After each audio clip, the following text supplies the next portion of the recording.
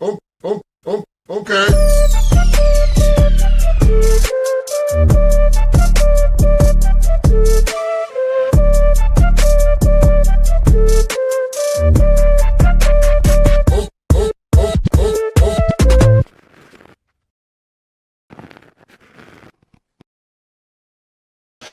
Well, good afternoon, everybody, and welcome to the Daily Herald here on Badlands Media. I'm your host, Jon Herold. Happy Friday. I am excited for the weekend. Should be a fun show today. We finally got a document from the Trump administration. I'm pretty excited to go through it. It's the new national security strategy. And for anybody who's followed my work, I wrote about Trump's first administration's national security strategy. And this is like a marked difference in approach. The first one was very specific, like, talking about how they're going to combat bioweapons and how they're going to combat terrorism, like each specific thing.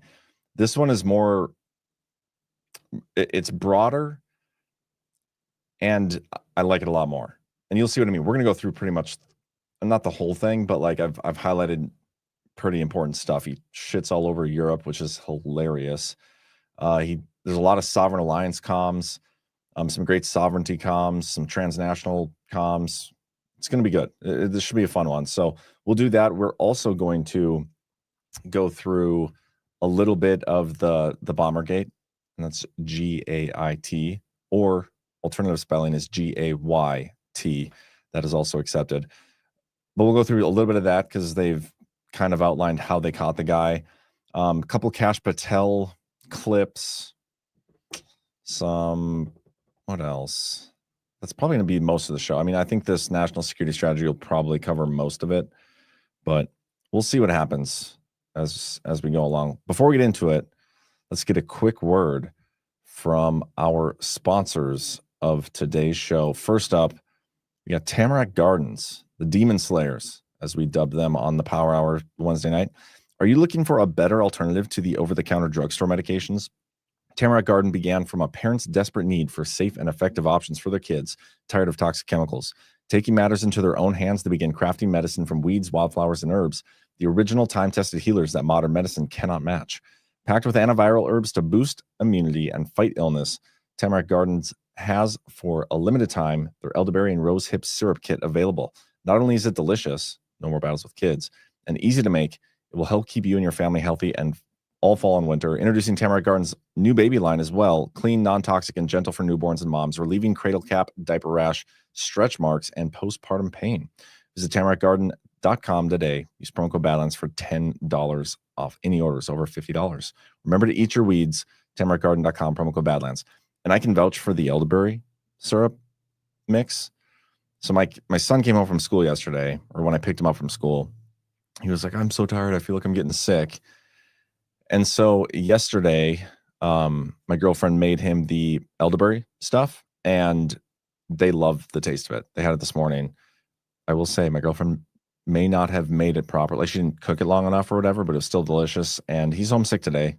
And then my daughter is not sick, but she was feeling sick and she just didn't want to go to school without her brother gone. So both kids are home. Love the elderberry syrup. And my son already is feeling better. So that's really cool. Shout out to Tamarack Gardens. And we also got Scales Gear. These guys are great as well. Wear your freedom proudly and celebrate America in style with Scales Freedom Collection. Scales offers a line of long sleeve performance shirts, butter soft tees, and hats with ocean-inspired patriotic prints. Every piece is designed to keep you cool, protected, and proud to be an American. Shop now at badlandsmedia.tv/scales. Enter promo code Badlands at checkout for 20% off your next order. These guys are great. We kind of partnered with them on a new hat. How awesome is that? I have like 20 of them, 24 of them. Well, I gave a couple to my family, and my son has one. But these are going to be like in-person only hats for now. But love it. Love the design. They did a great job. So thank you to Scales. And I do have one more item that is now for sale on our website, but I'm going to hold off talking about that for just a little bit. Cam, good to see you. How's it going, man? How are you doing in the chat today? Will it put me on a boat with those guys? I do not think your purchase of Scales gear comes with a boat or an invite to join them on a boat. You need to school Jon on that. What did I do? What do I need schooling on? Badhats.com. That's funny.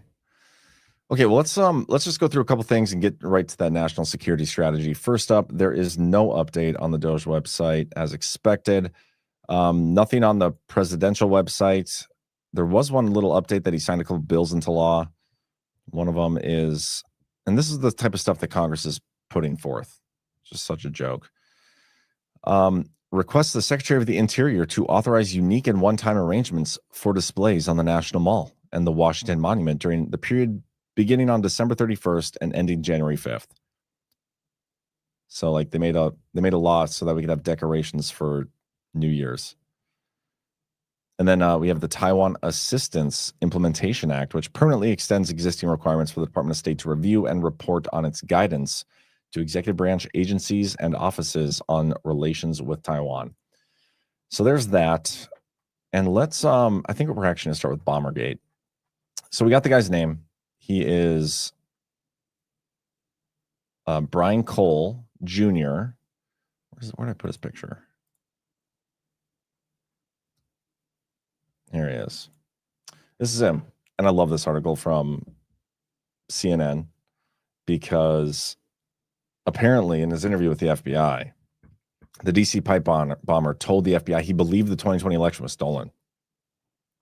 I mean, number one, that's super based. So if it's even true, base as hell. But what I think they're doing here is they're trying to spin this a lot of it, to make it like this was somebody who was a Trump supporter and was upset that the election was stolen from him.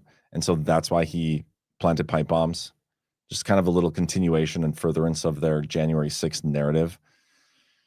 But there is more to this story when it comes to his relations. His dad is like this DEI left-wing guy, and he had a lawsuit with, I don't remember the details of it. He had a lawsuit with something in front of the DC Circuit Court, and he lost the case. And it was like right on the heels of that this guy started making bombs. Timeline is pretty interesting. And I'll probably go over this more on another show, maybe next week as we get a little more info. I just want to highlight a couple key points. I really want to spend most of the time talking about the national security strategy today. But here we go. This is the affidavit in support of his criminal complaint. They discovered the bombs.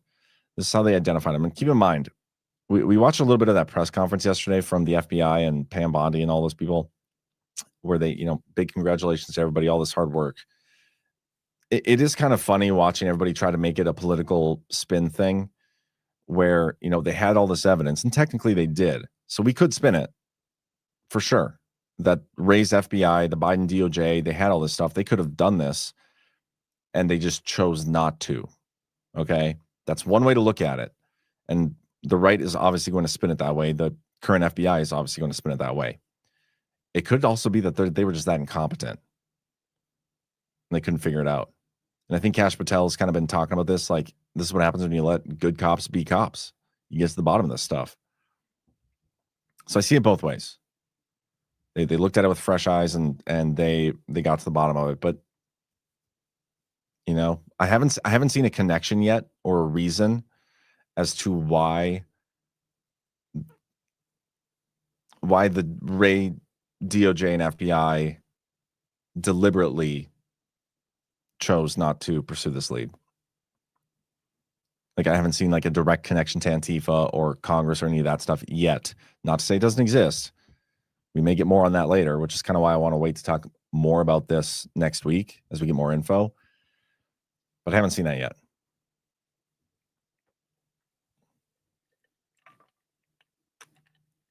After listening to the brief, I'm convinced this is all fake, fake, fake. I have not heard Chris's take. What did he say? I'm sure he's saying that it was fake, fake, fake. I mean, I know the gate analysis one was fake.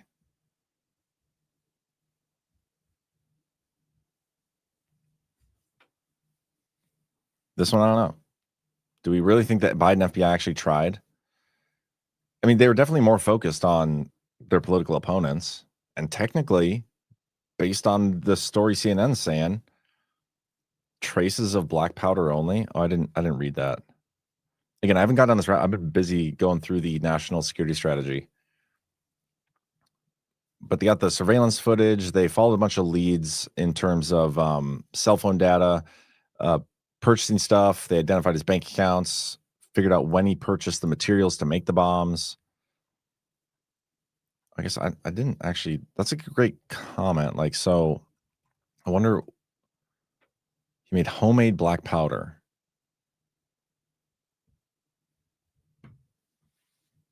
They don't say what ingredients in there. And I don't think they talk about, they say nipples. The FBI also assessed that the IEDs used a hard metal container, metal pipe nipples, and end caps, which showed the weapon's characteristics were present. I think so far this is the favorite part of this whole thing. The components were processed as evidence and submitted to the FBI for laboratory analysis. Yeah, I'm not really seeing much about what he used to actually make the black powder.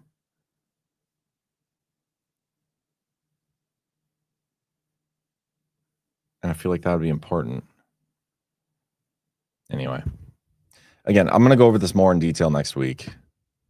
But I'm curious to hear what Chris says, and we'll probably go through it on African American powder. We'll probably go through it on Saturday, the Power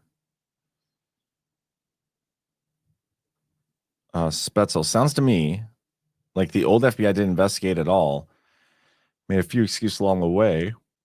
Cole sounds like a nerdy guy who decided to make some explosives and decided or was asked to use them on J 5th. Is it an illegal bomb if it's inoperable? I don't know. Cash Patel sure seems to think so. I'm not seeing what traces of black powder. So they didn't even have black powder in them? Charcoal, saltpeter, and sulfur is black powder. This is props. TJ Cables, I'm messing with some pipe nipples right now. Keep this PG, please. Silver 5920. Holy cow, St. Pete. That's awesome, man. Misbehaving Irishman. He's autistic and introverted, but he waves at a DC police car. I believe this as much as I probably won't finish the rest of that. John, Chris, and Cam were laughing at how fake the whole story is around the pipe bomber. Yeah, maybe they just must have read more of it than I have, or they've gotten it from, the mainstream news. I actually went to like what the FBI put out. There are a couple good clips from Cash Patel having to do with other investigations, which I think would be worth showing quick before we get to the national security strategy. Let me pull up the Storm Has Arrived, our clip master. All right. Here's one. Yeah, and for Russiagate, the ultimate weaponization of our law enforcement in the United States history. Oh, I know a little bit about it. Yeah, and you know a little bit about it, and I do too. And we were talking to the guy. Look, we're the ones that uncovered Arctic frost. In terms of transparency, this FBI has produced 40,000 pages of documents to Congress in 9 to 10 months alone. Let's put that in perspective. My predecessor, Ray, produced 13,000 pages in 7 years, and Comey produced 3,000 pages in 3.5 years. We're committed to transparency, but we're also committed to these investigations. We have ongoing investigations, as you know, of Russiagate and Arctic frost. And yes, we did indict folks like James Comey and Letitia James. And I know they're going through the legal challenges, but notice one thing that's not happening in those cases. Nobody in there's challenging the substance of the work. They're trying to throw it out on some procedural error. And I don't believe they're going to be successful. We're not done with those cases. Our partners at the Department of Justice are not standing down and bending the knee. You're going to see, in my opinion, more investigative work continue to lead to more prosecutions, because in order to end the weaponization of justice, there has to be full accountability, not just with transparency, but also with people being held to justice in a court of law. And we're going to continue to do that. Look, they built this disease temple over the course of decades. Yeah. And in 10 months, we've already taken a sledgehammer to it. But that doesn't mean we're done. And that doesn't mean we're not doing the work. It just takes a little bit of time to unravel the deep state. This feels like he is he's asking for patience, essentially. And you can look at that a couple ways. You know, he's either trying to bide his time, or he's being legitimate. Like, these investigations we're told are ongoing. You know, we've seen some of the declassified documents come out. John Solomon, they're telling us this is happening. It kind of sucks, though, that we haven't actually seen any proof of it happening. You know what I mean? It could all be one big smokescreen. I don't want to believe it. I don't think that's true. I do think it's all legitimate, but based on what we've actually seen, we have no reason to believe, based on evidence, that any of these investigations are actually ongoing, other than them telling us they are. But he's asking for time, and he's making some good points here. A lot of the stuff that I've said, like, in order to fix stuff, you need to have this accountability and transparency, and it's really the only way that we can ever move forward with some sort of intelligence agency, which I don't think we should. So that's like the caveat here. I don't know what needs to happen or how you fix it, but I think it's too far gone. I think we've already proven that. But Trump is clearly going to operate within this current system, and he's going to try to fix it. But here's another one. This is another one from Cash on Jon Solomon, where he's talking about the ongoing investigations, and again, kind of alluding to just watch. He names a couple names here, and it's pretty great. Before we let you go, you've talked about Arctic frost and all these extraordinary documents. You're putting out so much evidence. It's every day. Hey, Gator Rob's back in the chat. I heard you have an issue with the chat or something, but you were never muted, man. Good to see you. We can go through and find a new storyline, and it's remarkable. Where do you think the Arctic frost story ends up when you're all done with your investigation? Are there people inside the FBI who end up either arrested or charged or punished in some way? Well, accountability comes in multiple forms. Transparency through Congress. Right. You guys are tremendous at reporting on that. We've issued 40,000 pages to Congress this year alone. Amazing. Comey did 3,000 in 3 years. Wray did 13,000 in 7 years. So we are committed to transparency. But what's unique about this FBI is we are running investigations while providing what we can. So on the Arctic frost front, we discovered it at this FBI that they were unlawfully surveilling senators and guys like me, and weaponizing government. So this pipe bomb investigation should show the American public that we, while providing information on the pipe bomb over the last 8 years and protecting the integrity of our investigation, gets us to the end point we want: accountability and transparency. It takes a little time to break down the disease temple that they built here in Washington for decades, but I harp on the fact that this investigation should show the world how we are going to operate in every single investigation. Arctic frost specifically, we have a huge investigation going. That is public, I can say that. Yeah. And it's going to take a little more time to peel it back, but no, I'm not going to let people get off the hook or get a hall pass. I don't care what position you held in the FBI, you're going to be held accountable. And this DOJ is assuredly backing us. I want to rewind it just a little bit for this part.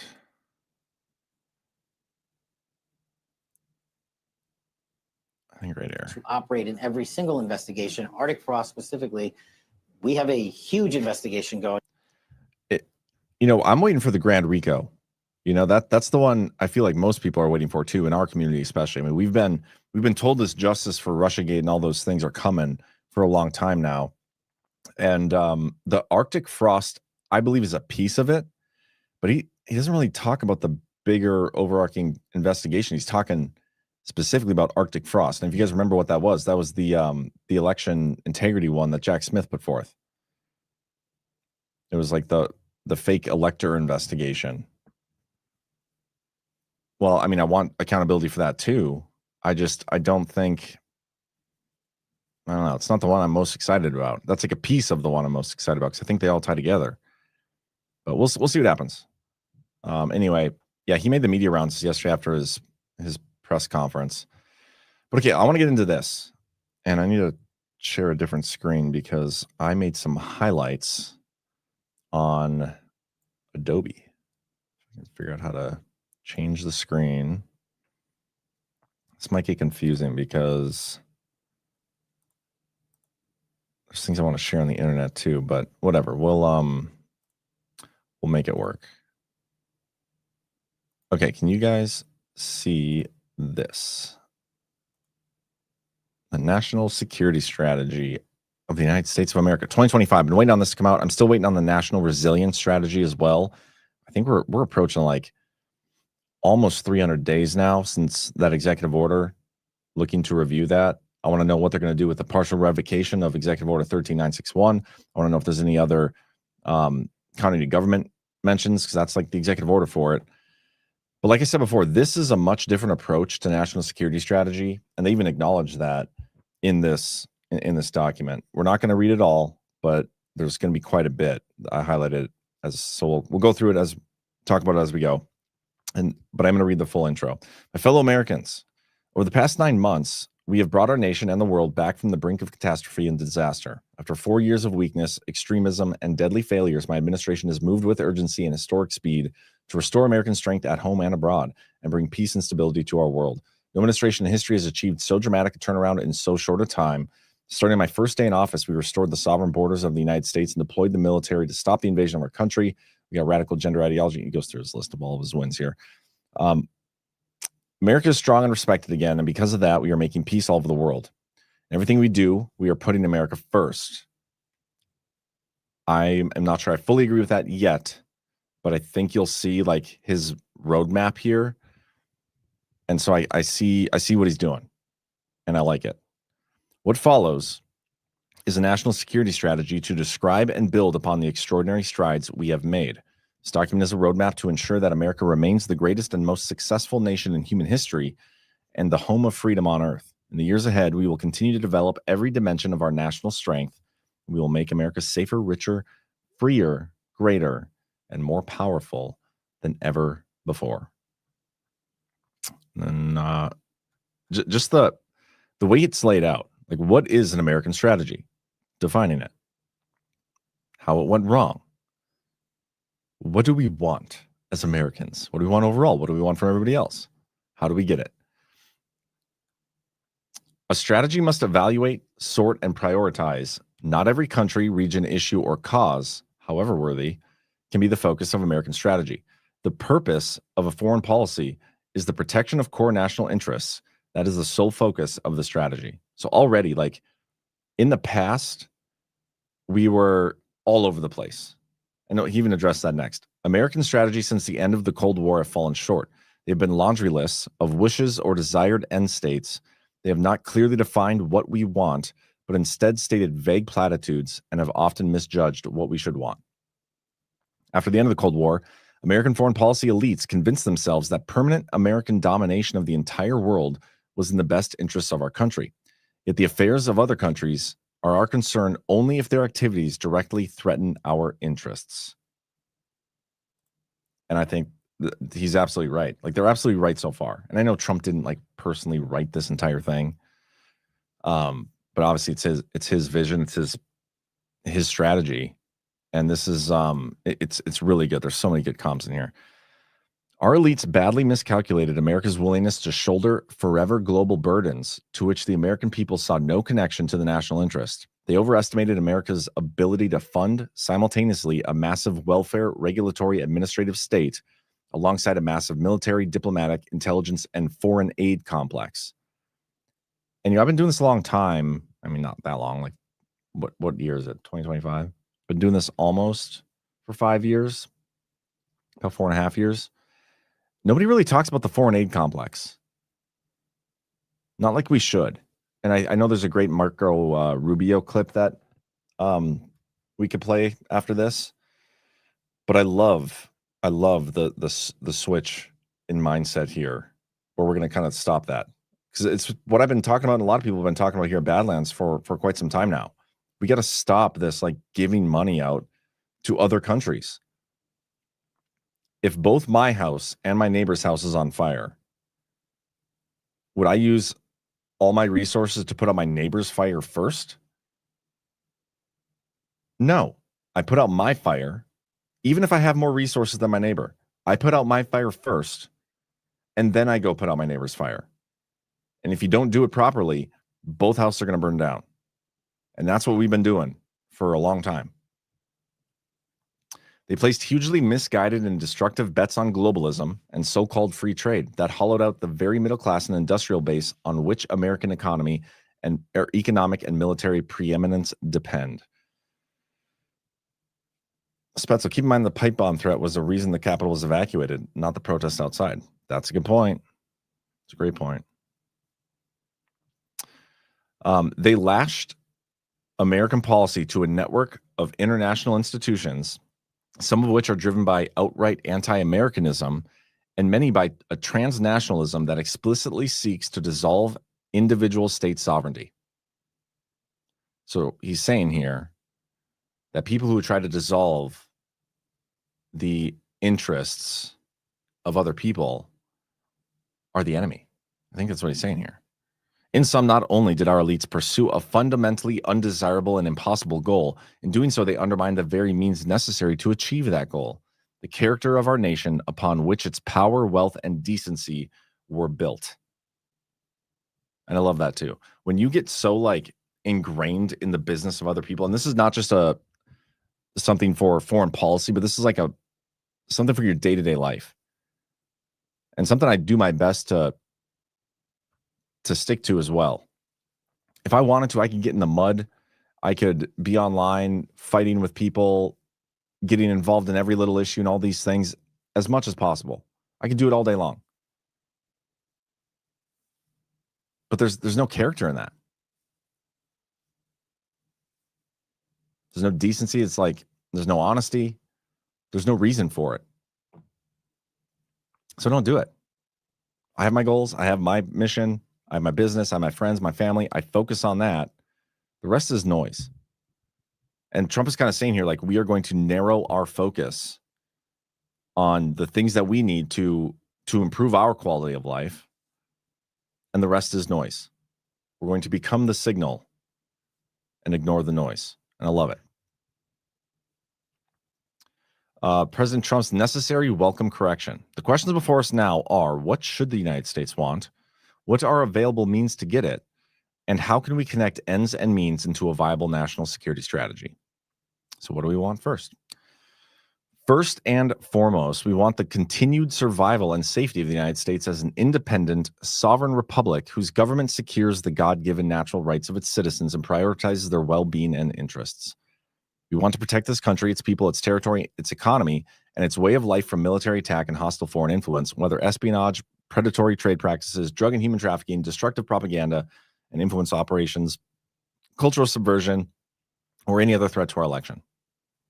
So all these things are definitely things that we've had issues with now and pre-Trump and all, like first Trump administration, before, since, everything, especially the influence operation. I'm glad they mentioned that. We want a resilient national infrastructure that can withstand natural disasters, resist and thwart foreign threats, and prevent or mitigate any events that might harm the American people or disrupt the American economy. No adversary or danger should be able to hold America at risk. I like that he put this in there. This is more of a continuity government type lingo. This reminds me of the strategy that accompanied Executive Order 13961 when it comes to like natural disasters and, you know, mitigating that and anything that could disrupt the American way of life. Those are some of the words that were in there. So I like that he used that. That's why I highlighted that one. We want to maintain the United States' unrivaled soft power, through which we exercise positive influence throughout the world that furthers our interests. In doing so, we will be unapologetic about our country's past and present, while respectful of other countries' differing religions, cultures, and governing systems. Soft power that serves America's true national interest is effective only if we believe in our country's inherent greatness and decency. I absolutely love this too. Not only does he use soft power, which you could, you know, go into the Bitcoin and soft war, and I know G Money's certainly doing that. And as soon as I saw this, I sent it to him. But the theme of this whole paragraph is great. Like, yeah, we've made mistakes in the past. Who hasn't? There are things in our country's past that we shouldn't be proud of. Every country has those. Every person has that. But we have a goal of who we are. We have a vision of who we see ourselves as now. And we are going to focus on maintaining that and making it even greater. It's great. Talks about the Monroe Doctrine. What are America's available means to get what it wants? Returning economic freedom to our citizens via historic tax cuts and deregulatory efforts, making the United States the premier place to do business and invest capital.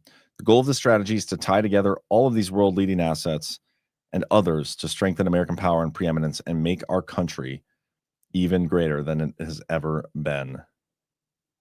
Richard Rohr, Mr. Herold, riding mower season sell-off almost over, kid. Do I really want to? I'm not going to buy a riding. I'm more interested in getting a snowblower right now than I am a riding lawnmower. I need one that can do both.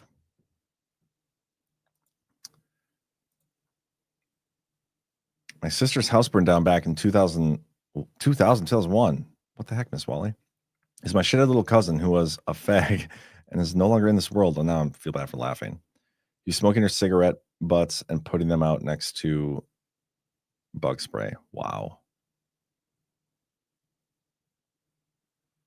It's much better to ignore the noise and view from 40,000 feet, much less stress or concerns. Totally agree with you, Gator. And that's on a big picture level when it comes to like what's happening in the world, and it's on a micro level when you're dealing with stuff in your life. Like I have every reason to be super stressed out all day long, but I'm mostly unfazed, other than the fact that it's more work.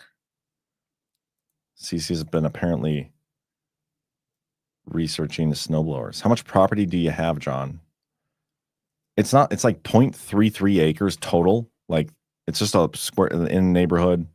I mean, it's bigger than some, but not huge by any means.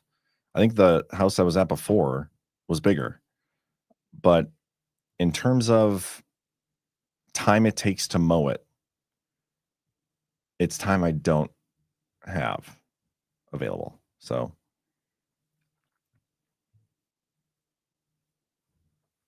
anyway, let's keep going through this. Strategy. President Trump's foreign policy is pragmatic without being pragmatist, realistic without being realist, principled without being idealistic, muscular without being hawkish, and restrained without being dovish.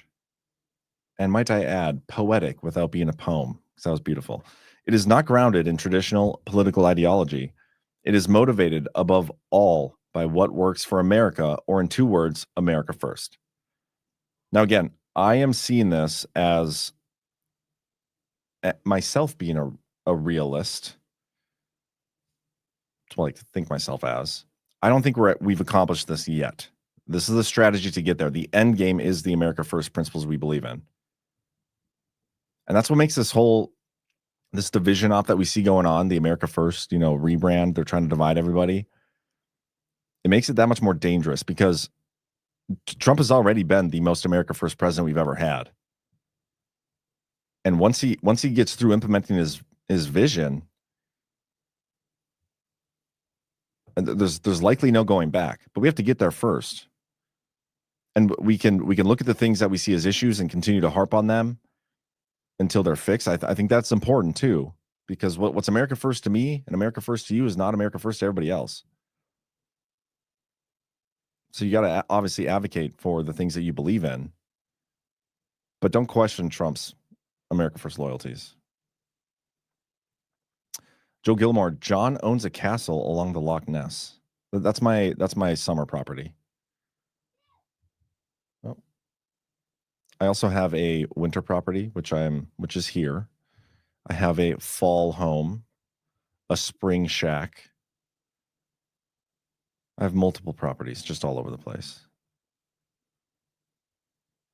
John's got an underground sweatshop in his bunker. I have an underground sweatshop in my underground bunker. President Trump has proven that American foreign defense and intelligence policies must be driven by the following basic principles. We're going to discuss each of these. Focused definition of the national interest. And I love this too, because like you think of all these foreign policy experts and these CNN talking heads and these college douchebag graduates that go and on all these networks and they start these, they go to the Atlantic Council or whatever, these foreign NGOs and groups and think tanks, and they're figuring out all this money we got to spend in foreign countries and all these issues we got to get involved in. But we've never like truly defined our own national interest is. And I love this too, because it made me think of when we were at our last GART in Cocoa Beach, GART 10, we had Lieutenant Colonel Oak McCullough come in, and we did a little team meeting before the conference started, the day before. That it was Thursday afternoon. We had lunch, and it was before the VIP dinner. And we talked about like our values, like what is it that defines Badlands? What are our values, our core values? What do we believe in? It's like a mix and mash of everybody's own personal values and how it, they fit together. And it was so good to sit down as a group and define like what we're doing here, why we're doing it. And it really just made for a very cohesive team bonding like experience. And these are people that have already, like, my best friends, right? It was that much better. It's where we came with the highly frictional. I have our lists, and we're going to put those on the website here soon. But that's essentially what we're doing here. We need to define like what is of our national interest? What are our core values as a country that we need to defend? Because that's what we should focus on. Like, we don't need to care about gay frogs in India. That's not part of our national interest. We care about the gay frogs in America. So stuff like that. And that's what we're going through. To focus on everything is to focus on nothing. America's core national security interests shall be our focus. Peace through strength. That's talked about all the time. Strength is the best deterrent. Predisposition to non-interventionism. And I love this. In the Declaration of Independence, America's founders laid down a clear preference for non-interventionism in the affairs of other nations and made clear the basis. Just as all human beings possess God-given equal natural rights, all nations are entitled by the laws of nature and nature's God to a separate and equal station with respect to one another. For a country whose interests are as numerous and diverse as ours, rigid adherence to non-interventionism is not possible. This part I don't like. I understand what he's trying to say here. He's like, I understand what it means to be America first. And a lot of people like to define, and I've even personally made this like argument before, where it's strictly are they attacking America? Then we should not be messing with it. Okay. And maybe that argument was right.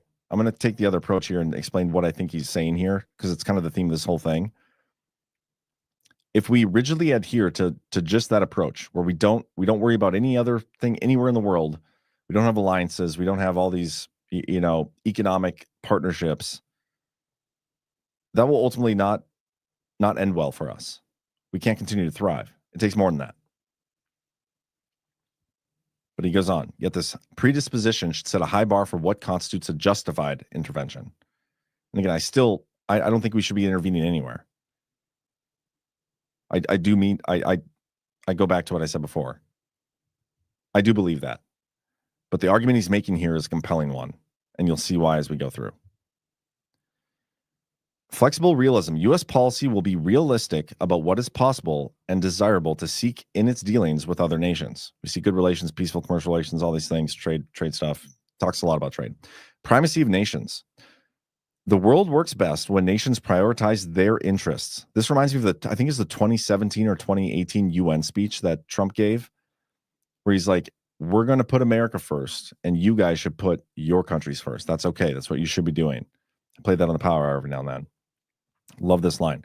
The United States will put our interests first in our relations with other nations and encourage them to prioritize their own interests as well. We stand for the sovereign rights of nations against the sovereignty-sapping incursions of the most intrusive transnational organizations, and for reforming these institutions so that they assist rather than hinder individual sovereignty and further American interests. And every time he says transnational, every time I hear it, period, he's talking about transnational organizations, but it makes me think of transnational criminal organizations, which I wrote about in Devolution Part 20, where Trump redefined it. And it was super interesting. Ricky Irish says, I don't care what the frogs do in their bedroom, just don't push it in my face. With you there. Sovereignty and respect. The United States will unapologetically protect our own sovereignty. Amen. And you guys, this is for you guys too on a personal level. We need to take note of this. We need to start almost practicing what Trump is preaching here.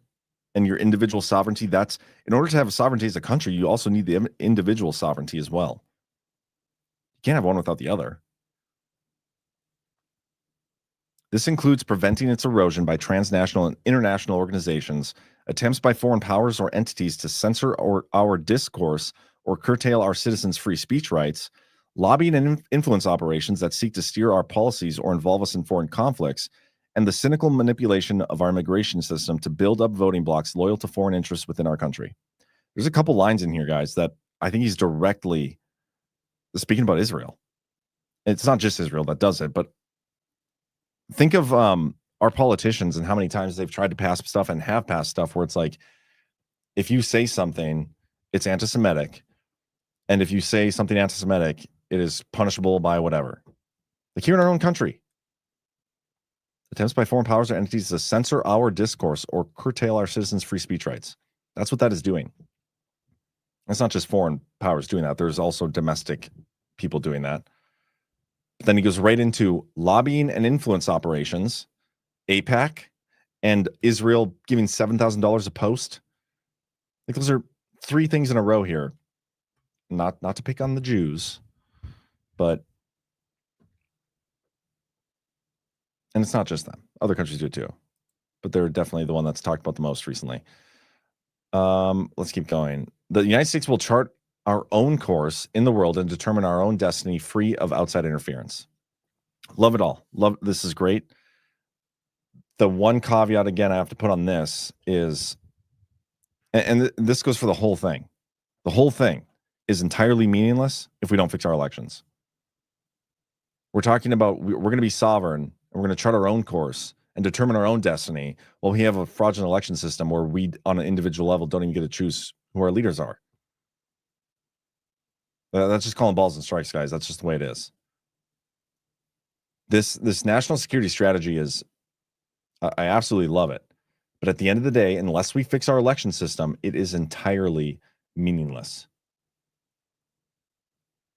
Because this entire vision will get wiped away next election cycle. Maybe even by the midterms. If we don't stop Candace Owens from talking shit about TPUSA, we will lose the midterms. If Tucker Carlson doesn't stop upsetting Mark Levin, we are going to lose the midterms. So be careful and pray that people will stop saying things other people don't like. Sovereignty and respect. The United States will unapologetically protect our own sovereignty.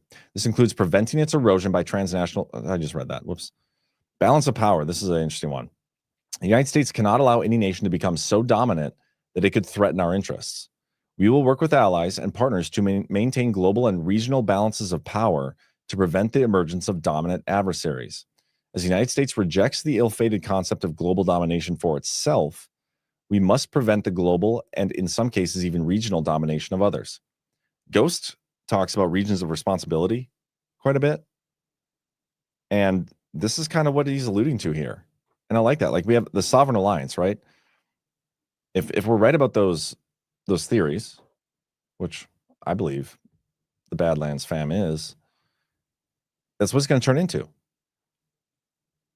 There's going to be key leaders in each region kind of maintaining the status quo. And I do like how it says that the concept of global domination for itself, like we don't want that. How many presidents can you think of that has actually lived by that? Constantly getting involved in foreign wars. I mean, it is kind of funny that Trump's talked about like we want Canada and we want Greenland and we're going to take more territory. But what you'll see later, he's doing that because that's like the Western Hemisphere. That's our regional responsibility. And we need to make sure it's safe. As the United States rejects, just read that.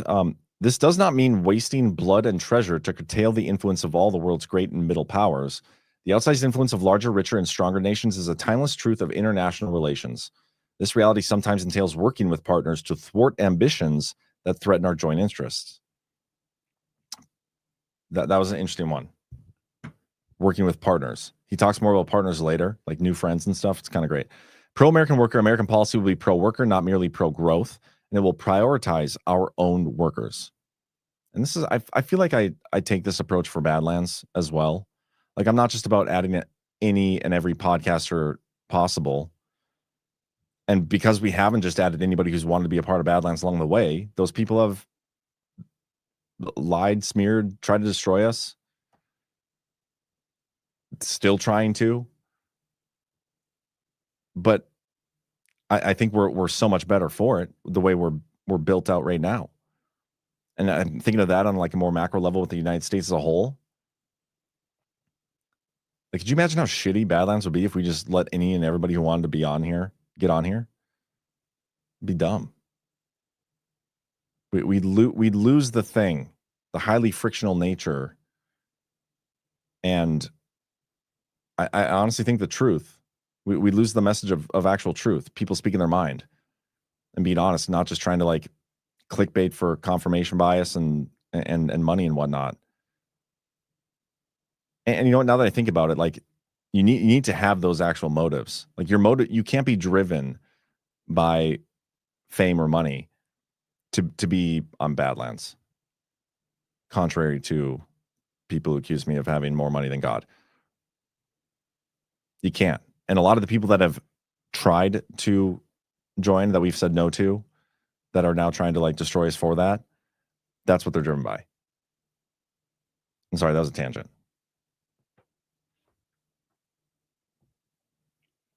Badlands needs a wall. Yeah, we should. We should get a wall. Nothing can stop what is coming, PJ Corbin, unless Trump is actually dog walking us into complete and total tech AI surveillance dystopia. Yeah, PJ, I think about this a lot too. Like, man, it would suck if we've all been hoodwinked. You know, the point is not getting hoodwinked at all. And I don't think we're being hoodwinked. But at this point, like if Trump isn't who we think he is, we're probably so far, like they are literally just playing with us right now. They're fucking with us. Pardon my swear jar. And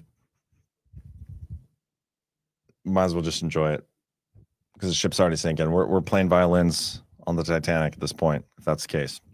Fairness. From military alliances to trade relations and beyond, the United States will insist on being treated fairly by other countries. We will no longer tolerate and can no longer afford free-riding trade imbalances, predatory economic practices, and other impositions on our nation's historic goodwill that disadvantage our interests. So, like, if you have an employee that you're paying a ridiculous amount of money to who is not actually contributing anything, you stop paying them that. That's a trade imbalance. It's the same thing on a macro scale with when we deal with other countries. If we're giving them a bunch of money, but we're not getting any value in return, what are we doing? You stop it. And then later they lie and sue you. But you still got to stop it. Competence and merit. American prosperity and security depend on the development and promotion of competence. Competence and merit are among the greatest civilizational advantages. Where the best Americans are hired, promoted, and honored, innovation and prosperity follow. Love it. I agree. Priorities. The era of mass migration is over. Wait, we're done? What do you mean we're done?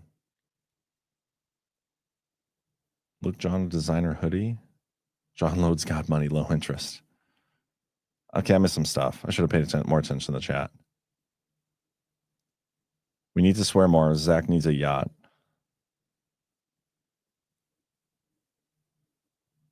It's so funny. Some people can actually be good with their money and not spend on frivolous shit. My husband probably wouldn't put me in that category.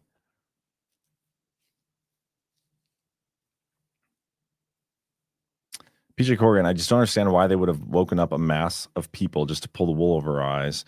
But at the same time, I don't want to get hoodwinked. You should look at everything with a big grain of salt. Phil Scarborough, I think there will be a huge political shakeup in the next 11 months before the midterms. Everything we're worried about in regards to the midterms won't matter by November 2026, in my opinion. You know, I'd like to think that too, but I also understand the downfall of operating with that mindset, which is why I choose not to. Miss Watley, I quit getting my nails done. We had to save money for a cruise, and that was something I could sacrifice. It wasn't necessary. or wasn't a necessity. I just like getting my nails done. Yeah, I haven't stopped getting my nails done yet. I'm not struggling that much. Protecting our Badlands way of life. Love that. Priorities. The era of mass migration is over. Who a country admits into its borders, in what numbers and from where, will inevitably define the future of that nation. Any country that considers itself sovereign has the right and duty to define its future. Again, another corollary to your personal life. And to, like, I keep using the Badlands metaphor. If we let a bunch of shill douchebags in, we're going to be a shill douchebag network. That's why we don't. You are who you surround yourself with. It's like the corollary metaphor for your friends. Man, we have so much to go through. This is going to be a longer show, guys, so apologies. And you're welcome. Whichever one you're feeling. The era of mass migration must end. Border security is the primary element of national security. We must protect our country from invasion, not just from unchecked migration, but from cross-border threats such as terrorism, drugs, espionage, and human trafficking. A border controlled by the will of the American people, as implemented by their government, is fundamental to the survival of the United States as a sovereign republic. Protection of core rights and liberties. The purpose of the American government is to secure the God-given natural rights of American citizens. That sounds familiar and great. To this end, departments and agencies of the United States government have been granted fearsome powers. Those powers must never be abused, whether under the guise of de-radicalization, protecting our democracy, or any other pretext. Shots fired at the mainstream media and the left and the globalists and the establishment and the deep state. When and where those powers are abused, abusers must be held accountable. In particular, the rights of free speech, freedom of religion, and of conscience, and the right to choose and steer our common government are core rights that must never be infringed. Preach it. Preach. Yeah, I love this. And so based on this alone, like, we should at some point see a severe reduction in government workers because there's so many agencies that don't do this. How many government agencies can you point to and say, yeah, they exist to secure the God-given natural rights of me as an American citizen, and that is what I can confidently say they are doing, and I'm willing to spend my tax dollars on? Very, very, very few. Burden sharing and burden shifting. The days of the United States propping up the entire world order like Atlas are over. Is Atlas the one that holds up the globe? Like, is that statue? Or is he Atlas is the city under the ocean? Atlas shrugged. Ooh. Is that what he's talking about? Is this a calm? This is calm. Do I get to decide that since I'm the Q promoter? Realignment through peace. Seeking peace deals at the president's direction, even in regions and countries peripheral to our immediate core interests, is an effective way to increase stability, strengthen America's global influence, realign countries and regions toward our interests, and open new markets. The resources required boil down to presidential diplomacy, which our great nation can embrace only with a competent leadership. The dividends, an end to longstanding conflicts, lives saved, new friends made, I think he's talking about Putin, can vastly outweigh the relatively minor costs of time and attention. Economic security. Over on this, I have the Substack going right now too. Video feed. El Greer over there says, if DJT isn't who we think he is, look up for the return of Jesus. I like that. I like that, man. Economic security. Finally, because economic security is fundamental to national security, we will work to further strengthen the American economy with emphasis on balanced trade. And this is stuff he talks about all the time. Prioritizing trade relations, reducing trade deficits, opposing barriers or exports to our exports. I thought this was interesting. Securing access to critical supply chains and materials. As Alexander Hamilton argued in our republic's earliest days, the United States must never be dependent on any outside power for core components, from raw materials to parts to finished products necessary to the nation's defense or economy. We must resecure our own independent, reliable access to the goods we need to defend ourselves and preserve our way of life. Alexander Hamilton was probably talking about rare earth minerals. Reindustrialization. The future belongs to makers. The United States will reindustrialize its economy, reshore industrial production, and encourage and attract investment in our economy and our workforce, with a focus on the critical and emerging technology sectors that will define the future. Love it.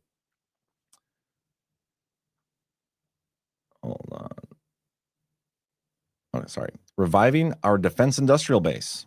I don't know if I love the sound of this, but I get why. Peace through strength, right? You need a strong, capable military cannot exist without a strong, capable defense industrial base.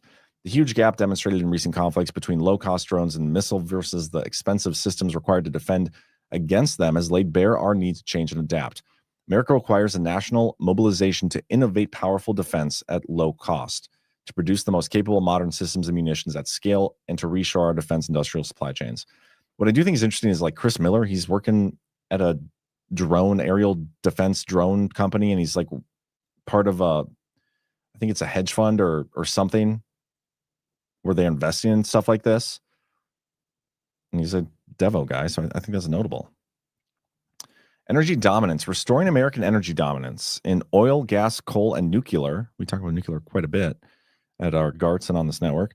And reshoring the necessary key energy components is a top strategic priority. Cheap and abundant energy will produce well-paying jobs in the United States, reduce costs for American consumers and businesses, fuel reindustrialization, and help maintain our advantage in cutting-edge technologies such as AI.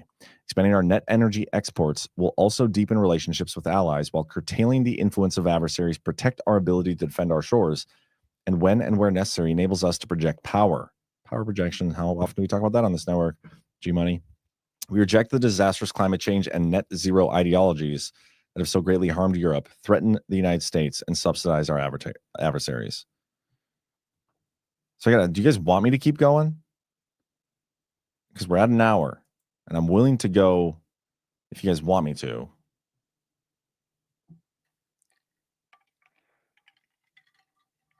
Why are we talking about Nikes? Lee Walden, come on, Mr. Moneybags, pay a high schooler to mow your lawn and shovel your snow. I give you time with the kiddos and sledding. Well, so not this most recent summer, but the summer before, there's a kid 2 houses down that he went to the same high school that where my dad works at, where I used to work at, and where my kids will go someday. I had him mowing my lawn in the summer. Sometimes, like he was in baseball, sports, hit or miss. This summer, this most recent one, I actually hired a guy. Started doing it myself, and I was like, can't do it. And then I hired a guy who like does it around. He's like a little older. It's not like an official business, just like this guy doing it on the side. And he was great too. So I do hire somebody now, and the time it saves is just so well worth it. I used to have to do it in like patches, like front yard, and then the top part of the backyard, and then like the slope of the backyard, like 3 days, and I would just like rotate. So every day I was like mowing a little bit instead of just like twice a week. It was stupid. Keep going. You're on a roll. Keep going. Okay. I just don't want to be punished or yelled at for not keeping the show under an hour like I typically do. Preserving and growing America's financial sector dominance. Yeah, I mean, he doesn't specifically mention Bitcoin. He does talk about leveraging our free market system. And there were some interesting quotes from back in the day from Trump, from Bessent, and from Stephen Moran in the Mar-a-Lago Accords, where they talk about the free market system and how they're going to navigate their way through our current financial situation with the debt and everything. So I think it's interesting they mentioned it here. But they're preserving and growing our dominance entails leveraging our dynamic free market system and our leadership in digital finance and innovation to ensure that our markets continue to be the most dynamic, liquid, and secure, and remain the envy of the world. So little hat tip to crypto, I would say. The regions. It has become customary for documents such as this to mention every part of the world and issue on the assumption that any oversight signifies a blind spot or a snub. As a result, such documents become bloated and unfocused, the opposite of what a strategy should be. To focus and prioritize is to choose to acknowledge that not everything matters equally to everyone. It is not to assert that any people's regions or countries are somehow intrinsically unimportant. The United States is by every measure the most generous nation in history, yet we cannot afford to be equally attentive to every region and every problem in the world. Finally, the purpose of national security policy is the protection of the core national interests. Some priorities transcend regional confines. For instance, terrorist activity in an otherwise less consequential area might force our urgent attention, but leaping from that necessity to sustained attention to the periphery is a mistake. So like, yeah, we're not going to go and fight a global war on terror in the Middle East for 20 years. Stuff like that is never happening again. But then he talks about the specific areas. Western Hemisphere, the Trump corollary to the Monroe Doctrine. After years of neglect, the United States will reassert and enforce the Monroe Doctrine to restore American preeminence in the Western Hemisphere and to protect our homeland and our access to key geographies throughout the region. And so this is something we talked about in the Power Hour and a couple episodes ago on Wednesday. Our goals for the Western Hemisphere can be summarized as enlist and expand. We will enlist established friends in the hemisphere to control migration, stop drug flows, and strengthen stability and security on land and sea. And we will expand by cultivating and strengthening new partners while bolstering our own nation's appeal as the hemisphere's economic and security partner of choice. You know what? Before I decide to actually go longer, let me make sure my girlfriend is okay with that because she's the one watching the kids right now.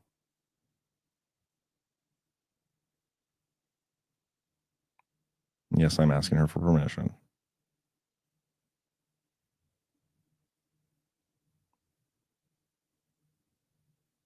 And I think she's in the chat, so I could have just asked her there, but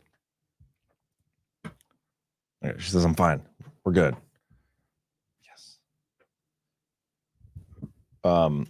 Enlist. American policy should focus on enlisting regional champions that can help create tolerable stability in the region, even beyond those partners' borders. Region's responsibility, this is what we're talking about. The United States will prioritize commercial diplomacy to strengthen our own economy and industries using tariffs and reciprocal trade agreements as powerful tools.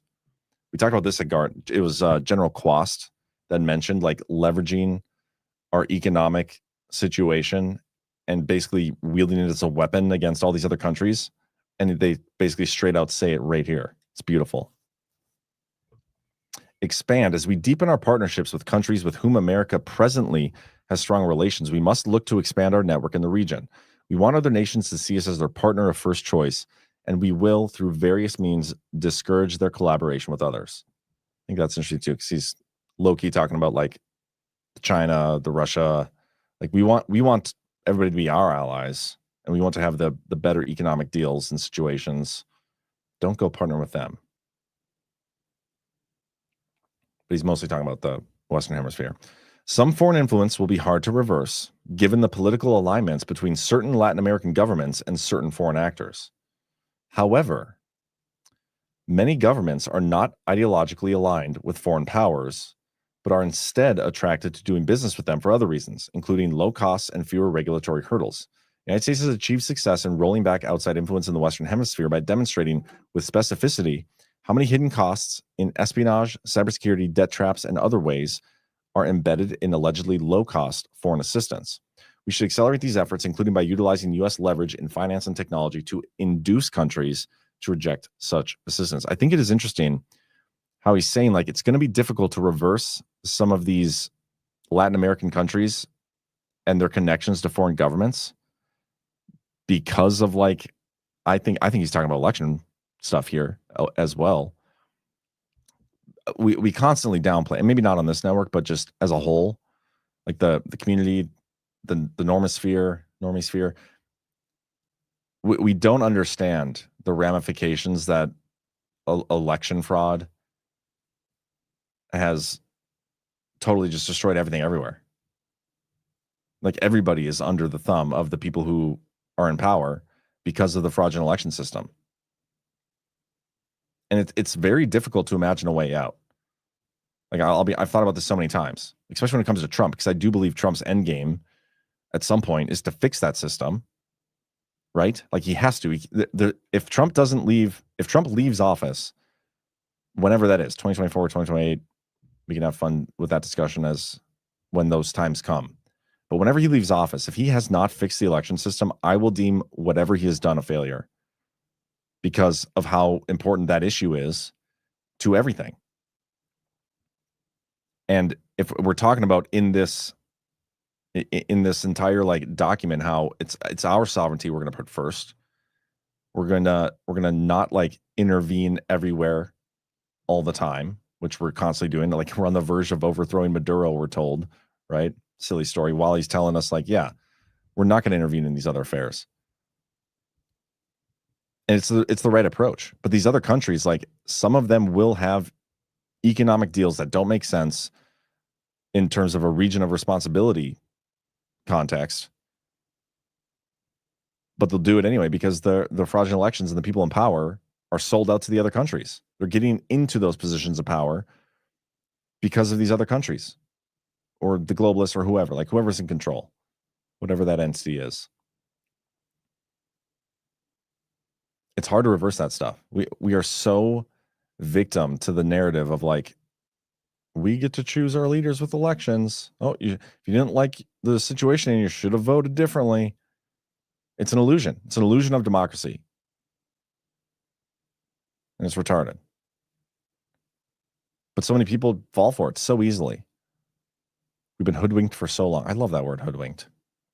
Can you put that on a t-shirt? Oh, speaking of, I was going to show you guys this.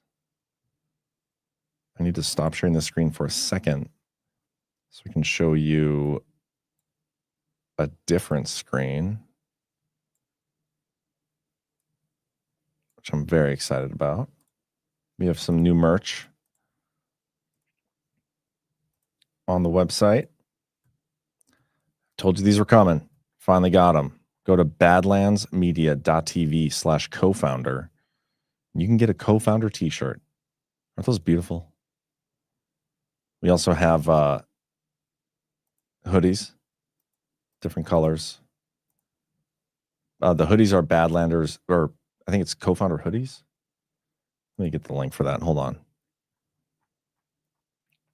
Badlandsmedia.tv/co-founder and badlandsmedia.tv/co-founder hoodie. So for those, you in the audience, my co-founders, get yourself a shirt. Okay, let me go back to what I was doing. I don't remember why I went off on that tangent about the hoodies. Something made me think of it. Okay, there we go. Oh yeah, I was talking about being under the influence of before we got to fix our elections. Hoodwinked, that's what it was. Hoodwinked should be on a sweatshirt or t-shirt, and then co-founder shirts. That's why I went there.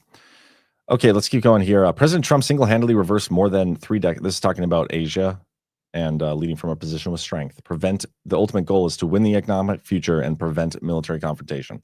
President Trump single-handedly reversed more than 3 decades of mistaken American assumptions about China, namely that by opening our markets to China, encouraging American business to invest in China, and outsourcing our manufacturing to China, we would facilitate China's entry into the so-called rules-based international order. That didn't happen. China got rich and powerful, used its wealth and power to its considerable advantage. American elites over 4 successive administrations of both political parties were willing enablers of China's strategy or in denial, and they were on the take. That's the part he didn't include in here. The Bidens were on the take. Hunter Biden's BHI investment or whatever, Bohai.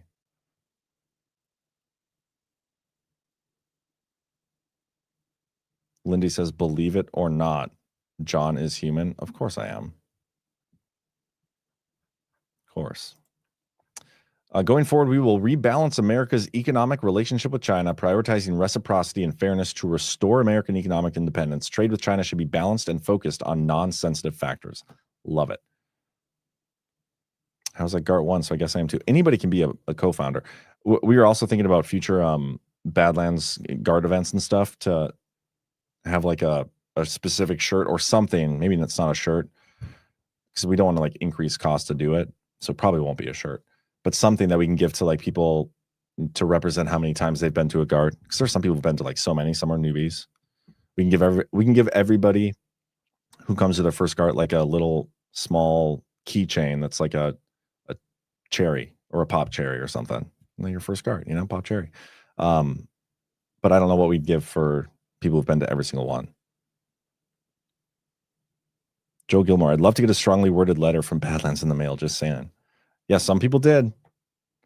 Literally, some people who have never worked for us, never been an independent contractor, never been associated on this side of things with Badlands, only ever attended conferences, only ever watched the shows, got a letter from our other attorneys, the opponent's attorneys. It's crazy. Crazy stuff.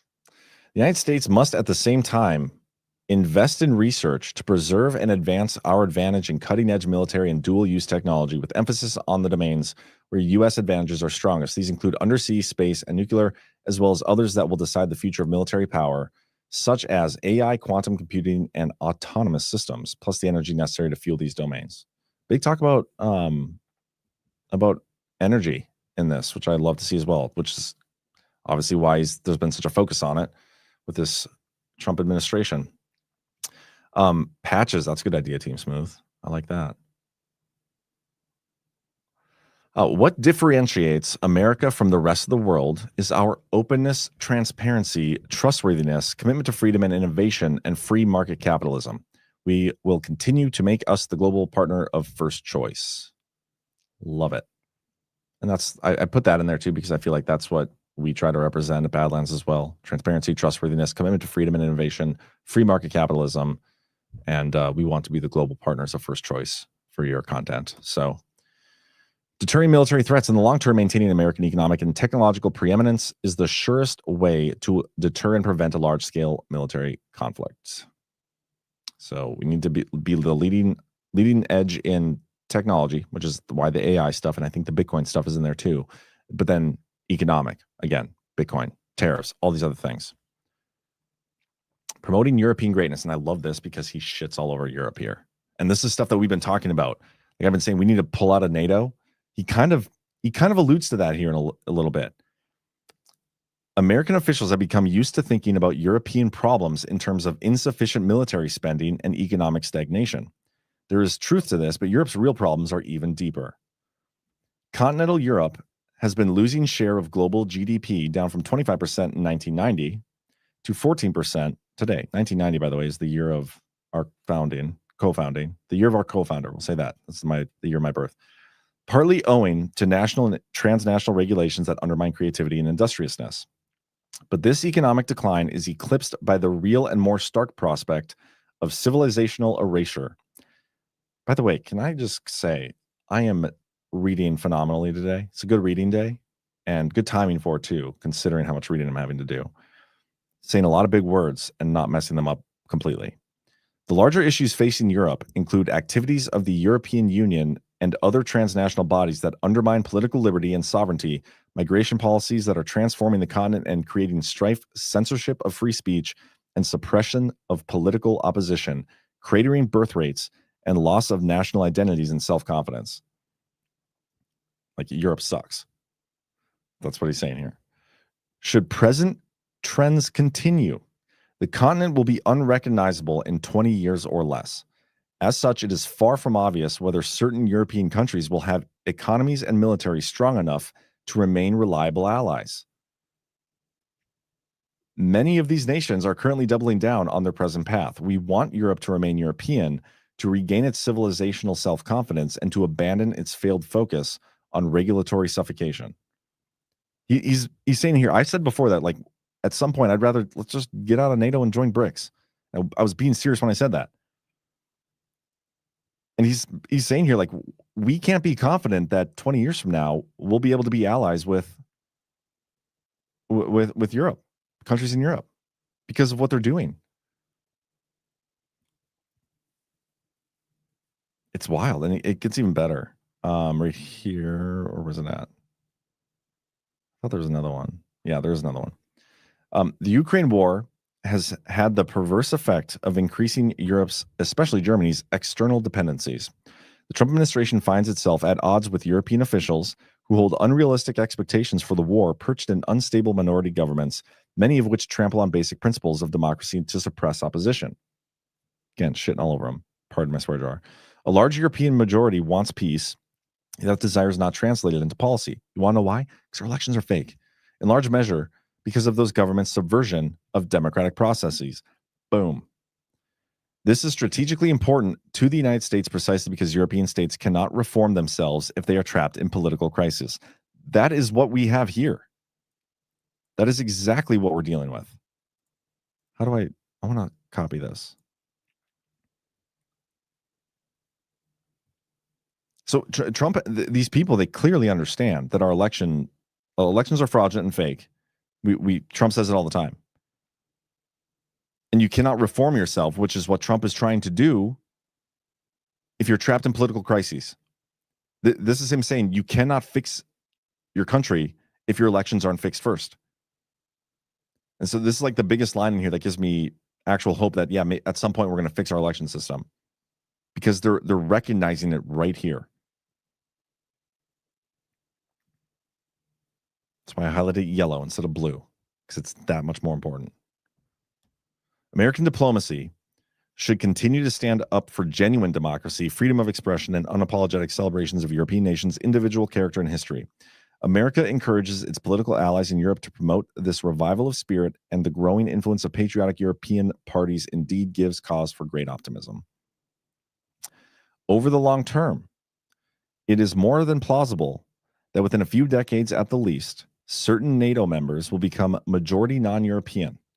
As such, it is an open question whether they will view their place in the world or their alliance with the United States in the same way as those who signed the NATO Charter. He's talking about NATO is not going to be the same. Hody. So you can't just vote harder. No, you can't. Badlands rug. I've been saying we need a rug for a long time now. I don't know, Jessica, if we can do that. If we can make a rug. It'd be cool if we could design a rug that's like a very, very plush rug, you know, like your typical shag rug, but then have it like thinning out at one end. So it's super, super shaggy on one end. And then as you get closer to the other end, it gets like thinner and thinner and thinner, but not all the way bald or anything, because that's what's happening up here. And so it'd be cool to like translate this into a rug. You know what I mean? So if anybody can design that, that'd be epic. But the days in which the Middle East dominated American foreign policy in both long-term planning and day-to-day execution are thankfully over, not because the Middle East no longer matters. Did I skip something? Oh, I did. So now we're in the Middle East. Whoops. Oh man, I feel like I skipped a lot. Did I accidentally? Hold on.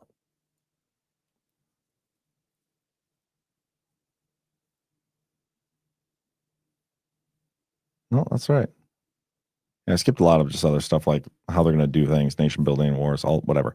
Okay, the days of the Middle East dominated American foreign policy in both long-term planning and day-to-day execution are thankfully over, not because the Middle East no longer matters, but because it is no longer the constant irritant and potential source of imminent catastrophe that it once was. It is rather emerging as a place of partnership, friendship, and investment. He's talking about like Saudi Arabia and all these things. A trend that should be welcomed and encouraged. In fact, President Trump's ability to unite the Arab world at Sharm el-Sheikh in pursuit of peace and normalization will allow the United States to finally prioritize American interests. So he talks about the Middle East, but it's not like a focus of we must protect the Jews. It's like we're going to make friends there. We're going to make investments there. We're going to kind of like take a step back here, because the non-interventionism that he's talking about, the selective interventionism that we're moving towards, like, does intervening in this area actually benefit the America First principles that we're going to be standing by? And if it doesn't, then we're going to change our approach there. And I think that's what he's doing. And that's what he's been building towards with the Middle East situation. And, that's why I normally end at 1, because Ghost does his show. But Ghost will probably be talking about this too, because it's geopolitics with Ghost. And this is the geopolitical strategy we got putting forth.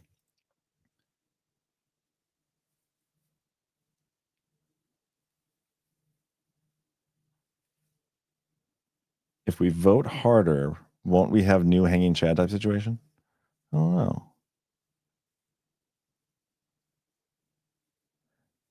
Just put on my soft disclosure deodorant. That stuff lasts forever. I bought 2 sticks probably 2 months ago, and they still haven't gotten low. I use one. My daughter uses the other one. Yeah, those things last forever. Annie Wilwin Farns, awesome. Softdisclosure.com. Here's Africa, and I think this is great too.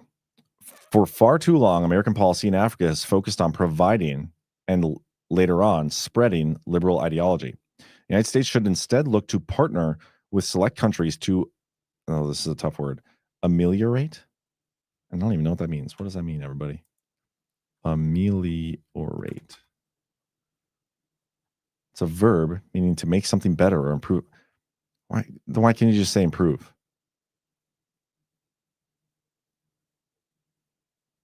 What? The United States should instead look to partner with select countries to ameliorate conflict. Improve conflict or make better a bad situation. Okay, I see why they used it. Foster mutually beneficial trade relationships and transition from a foreign aid paradigm to an investment and growth paradigm capable of harnessing Africa's abundant natural resources and latent economic potential. Amen. And this is why they dismantled USAID. I mean, not totally. I'm still going to be the realist about that because we ended about 1,000 programs, but there's still about as many that exist or that existed and still exist. They just got rolled up in the State Department. So it's not perfectly dismantled in terms of foreign aid. But this is the framework that we need to use. Like, we're done just giving you guys money. Let's partner. We'll give you money, but we want something in return, like all your rare earths. And then you guys can decide to do with it what you want. And instead of like giving it to a 501c3 that probably doesn't even use it all for what they're saying they're using it for. Most 501c3s don't. We'll make a deal or partnership with the government or some company over there in some form or fashion so that we do get what we need in return for our investment. We are no longer a charity. We are being run like a business. We are investing in things. And that's what I voted for. That's where I want my no longer having to pay income tax dollars going towards. That's the way it should be. That's all of them. Yeah, I guess I could have highlighted this too. The United States should transition from an aid-focused relationship with Africa to a trade and investment-focused relationship, favoring partnerships with capable, reliable states committed to opening their markets to U.S. goods and services. Amen.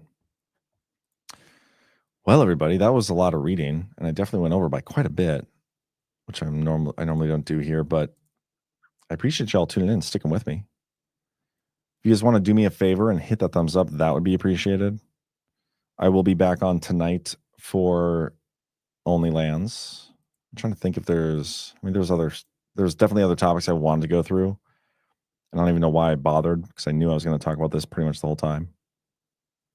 Ooh, we do have something. Makes sense to me too. Send something over. Let me go through the rants and stuff here. Share my screen here quick. So Rocky Top Apologist became a monthly supporter. Thank you so much. Cam Cooksey. Scheisler. It's Scheisler's birthday? No way. Happy birthday to Scheisler. She is just a wonderful. Her and her husband are so great. Just beautiful people. And ties to North Dakota as well. All the best people come from North Dakota. I'm just saying. Happy birthday. And I think you guys are now in Texas full time. So I'm hoping the move in the new house and the grandkids, I hope everything's just going well. You guys deserve it. Lee Walden, John, like most of Badlandia, we have been convinced that he and you and the crew are dedicated warriors for our nation, and I, for one, are convinced Badlands is a national treasure. That said, don't be gay. Well, I can promise you that if you meant that literally, like, I will never be gay. I will never be into men that way. So no worries there. If you meant it metaphorically, like, don't be gay, dude. Or that's gay. I can't promise that. But I'll try my best. Keith O'Higgins, Badlands Media's taste great, less filling motto is now highly frictional, less frictional. Real truth news. I like that. Keith. Lee Walden, come on, Mr. Moneybags, pay a high school. I already read that one, but thank you, Lee. Team Smooth for your overtime fines fund. Thank you, Team Smooth. Lee Walden, do we co-founders get a key to the Badlands compound? I mean, once we have a compound, I don't know if it's going to be gated. It probably have to be. By then, I'd hope keys wouldn't be necessary. You just we'll probably use iScanner or something. We'll check about once we get it. Makes sense to me too. I see a troll. I see a troll in the comment. I'm not going to read that one. Makes sense to me too. Florida judge orders release of Epstein grand jury files per Daily Mail. HTTP.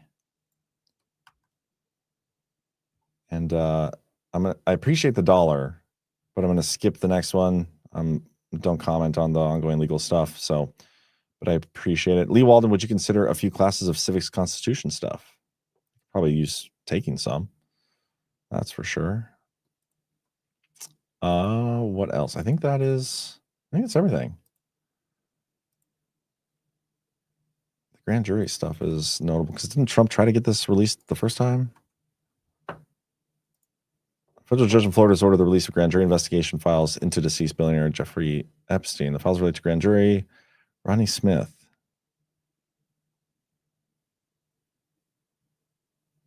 Is this the same judge who didn't allow it before?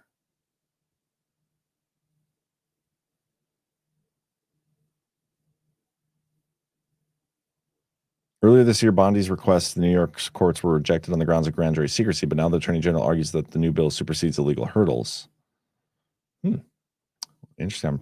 Can't wait to talk about Epstein again when that news cycle hits here in the near future. But anyway, thanks for tuning in, everybody. Hit the thumbs up. I'm going to go make sure they don't need me out there. And yeah, happy Friday. I'll see you tonight on OnlyLands. You guys have a great rest of your day. Get yourself some soft disclosure, softdisclosure.com. And don't forget your Badlands co-founder shirt or hoodie. Badlandsmedia.tv/co-founder or /co-founder hoodie. See you all tonight.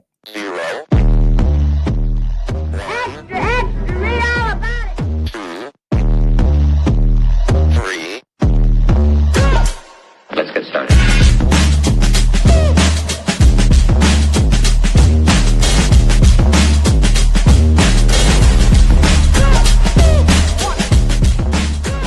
That's what she said. Oh, that's real good. Why they stopping me? Stopping me.